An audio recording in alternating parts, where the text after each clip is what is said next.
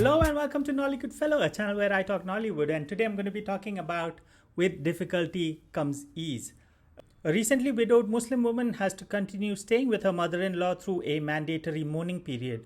She has to suddenly deal with the vacuum in her life, the hostility from her mother-in-law, and financial burdens. But a new friendship comes in as a breath of fresh air.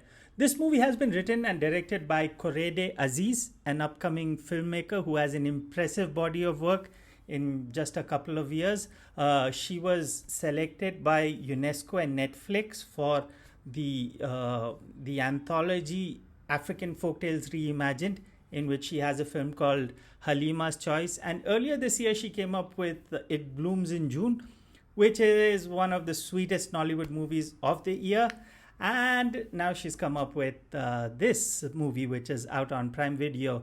The title, With Difficulty Comes Ease, comes from a quranic verse, which means that with every hardship you are put through, with every hardship we are put through, there is eventually light at the end of the tunnel, or relief at the end of it all. And the hardships of this newly widowed woman in her society have been really well portrayed. The complexities have been shown with great nuance. There is this lack of acceptance from her mother-in-law. There is financial burden, and there are other relationships which are also put to test. And despite the heaviness of all these adversities that the protagonist goes through, the storytelling does a great job in evoking empathy without crossing that line of pity.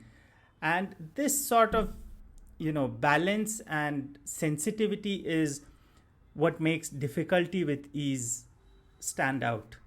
It's hard to talk about the movie like that. With difficulty comes ease. It's a difficult name to say in a sentence. Yeah, talking about the balance and sensitivity, we can even see this where the film explores inter-tribe and inter-religious dynamics when it happens within a family, because that is where it's really put to test, and all the more in a conservative society.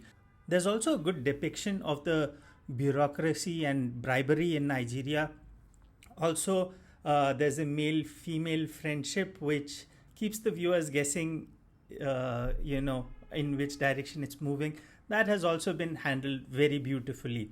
Another aspect where this movie scores high is in visual storytelling. Like when she has her husband's clothes on her pillow and she hugs it so that she can somehow, feel his presence and smell. That was very well done. And how her loneliness is never mentioned explicitly, but how it is shown visually with her alone in that room. And there's a shot where she walks out of the room leaving a sewing machine over there, which shows her leaving behind that dream. And all of that scores really high. But talking about the negatives that I felt in the movie, I'd say the background music, or actually the inconsistency in the background music, and that somehow extends itself to the treatment of the film as well. For example, the film starts out without any background music, and that gives this sort of hyper realistic feel to it, which is very much in line with Iranian cinema, and somehow the Muslim aesthetics of the film make it all the more similar to that brand of cinema, which is lauded all over the world for being one of the most realistic brands of cinema, for lack of a better word. So that's how the movie starts out, and then later on, intermittently, there is background music that is used on and off. Now the background music isn't bad, it isn't wrong, but it's just those inconsistencies. Yeah, I know I'm making it sound like a crime, but in the overall scheme of things, it does not really affect the storytelling.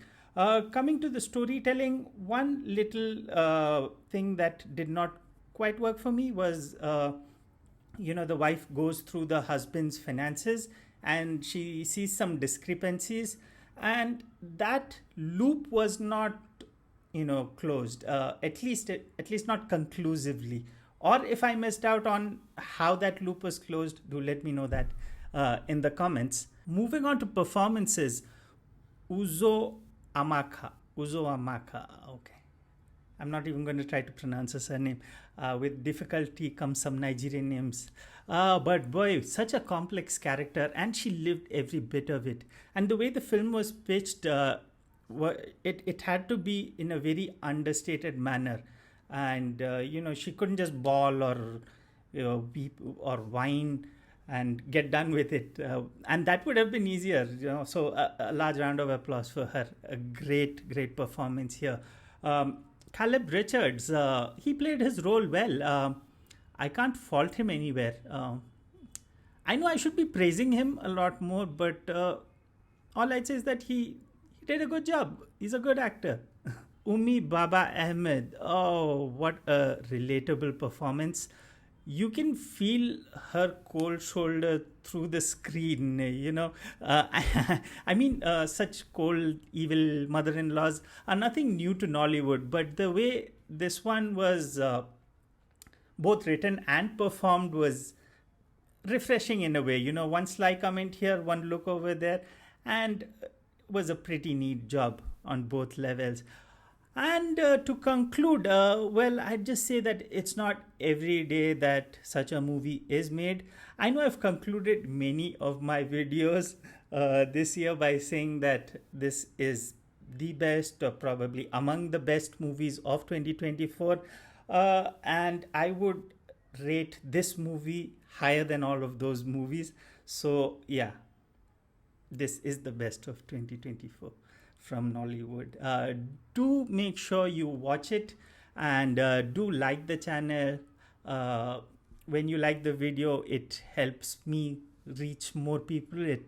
The algorithm picks it up and all of that. And yeah, comments also help me, and I always look forward to them. Do drop a comment or two. Do subscribe, do share, and until next time, this is me, Nolly Goodfellow, saying bye.